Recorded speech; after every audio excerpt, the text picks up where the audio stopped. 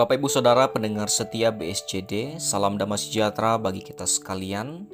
Bersama dengan saya, Pikaris Mario Santana, akan membawa kita dalam renungan firman Tuhan, Ayub pasal yang kelima, ayat yang ke-8 hingga ayat yang ke-27 akan menjadi dasar renungan kita pada saat ini.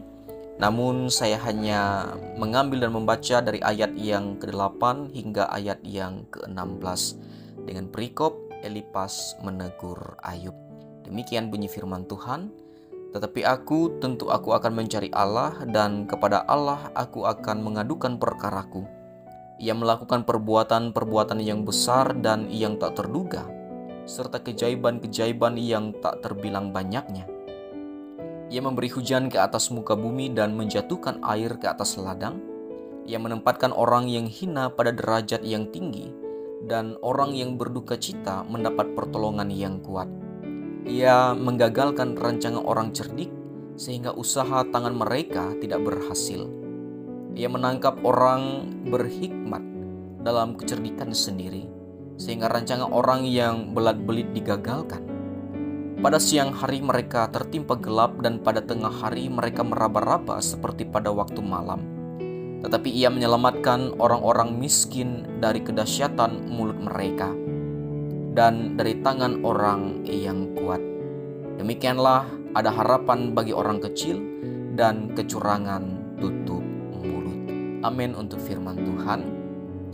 Bapak Ibu Saudara, sadar atau tidak sadar, dalam sebuah komunikasi sebagai audiens yang menerima pesan, kerap kali kita tidak menempatkan diri sebagai penerima pesan atau pendengar yang baik.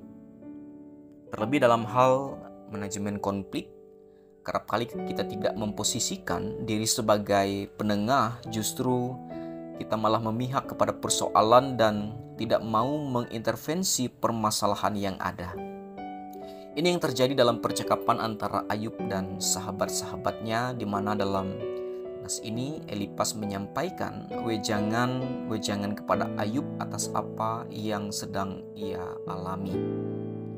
Bapak Ibu Saudara, sebagai orang yang percaya, tentu ketika diperhadapkan dengan permasalahan, kita akan mencari Allah sebagai sumber pertolongan dalam kehidupan kita. Dalam percakapan ini Elifas dan Ayub, terlebih Elifas mencoba memposisikan diri sebagai Ayub, dan dalam hal ini Elifas bermaksud bahwa seandainya ia menjadi Ayub, ia pasti mencari Allah atau berdoa kepada Allah. Dalam hal ini ada makna implisit yang ingin Elifas sampaikan kepada Ayub, yang ia anggap bukannya mencari Allah atau berdoa kepada Allah, tetapi justru marah kepada Allah atas apa yang sedang dialami oleh Ayub. Nah, Bapak Ibu Saudara yang dikasihi oleh Tuhan dan Sobat BSCD, wejangan-wejangan yang Elifas sampaikan dalam keseluruhan nas ini benar adanya dan tidak ada yang menyangkal hal itu. Bahkan bukan menjadi barang baru bagi Ayub.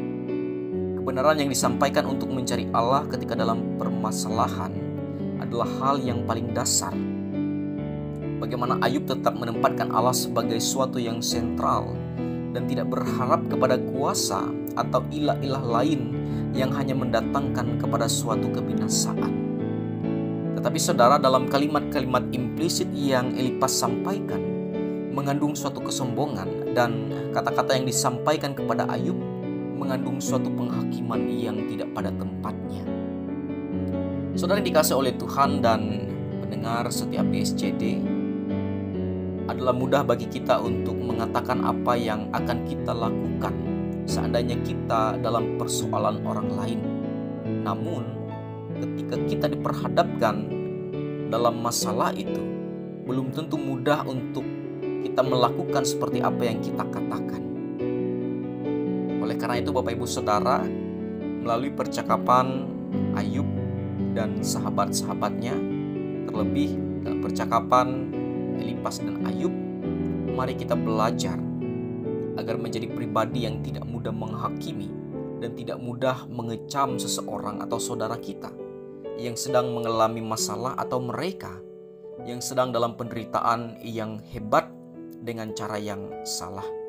Tetapi saudara, bagaimana seharusnya kita dapat memposisikan diri layaknya sebagai seorang mediator, tidak memihak, tidak menghakimi, dan tidak mengecam, namun menjadi penengah yang dapat memberikan jalan keluar yang baik atas permasalahan yang sedang dihadapi oleh teman-teman kita, oleh saudara kita, oleh kerabat kita, bahkan siapapun orang-orang yang ada di sekitar kita.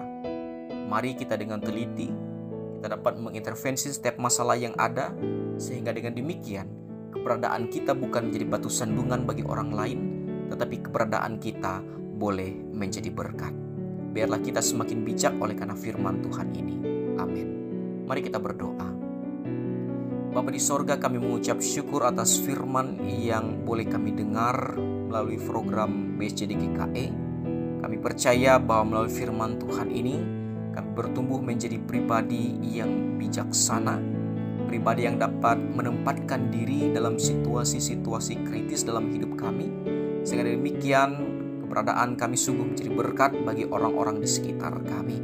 Terima kasih Bapa di sorga. Demikian juga kami berdoa pada saat ini bagi saudara-saudara kami, bagi mereka yang sedang dalam persoalan, pergumulan, penderitaan hidup, bahkan lain sebagainya.